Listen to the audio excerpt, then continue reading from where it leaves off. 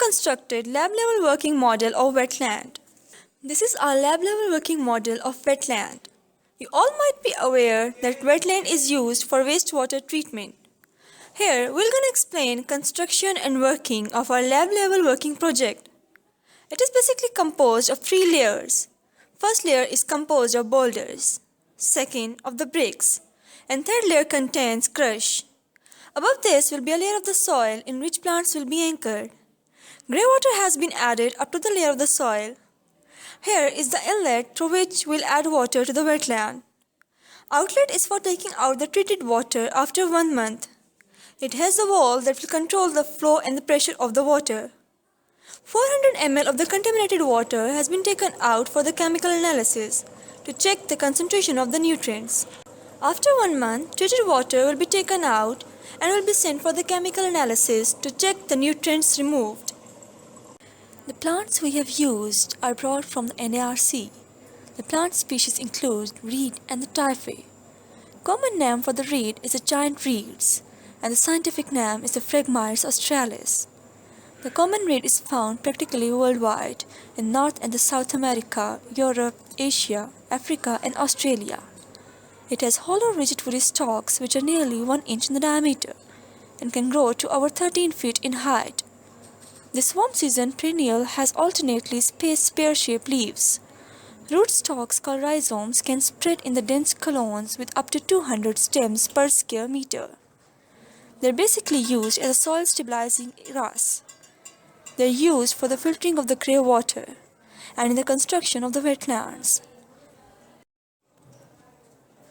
Typhae are often among the first wetland plants to colonize areas of newly exposed wet mud with their abundant wind-dispersed seeds.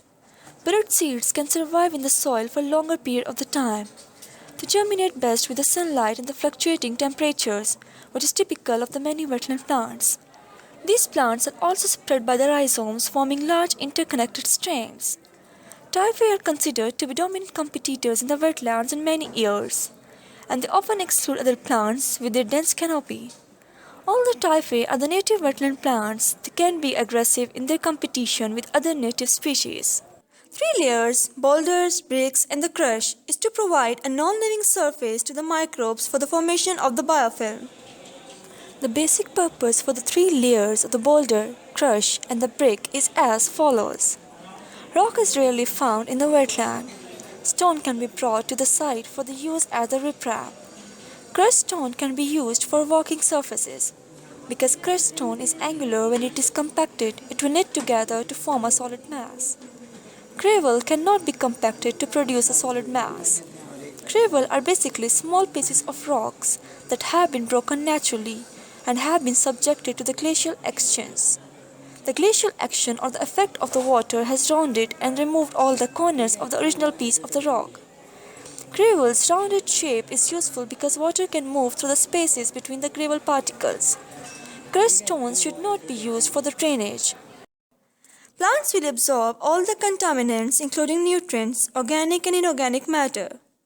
Thus, they will change their color due to deposition of contaminants. After 1 month, when plants have changed their color, these plants will be taken out and replaced by the new ones.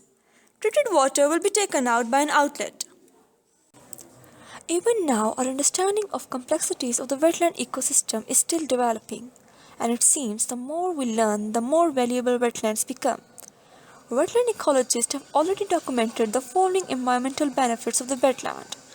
Wetland purification is used for the water purification, flood protection, shoreline stabilization, groundwater recharge, stream flow maintenance. Wetlands also provide habitat for the fish and the wildlife, including endangered species. Not all the wetlands provide all of these benefits, and how a particular wetland works depend on its location and its type.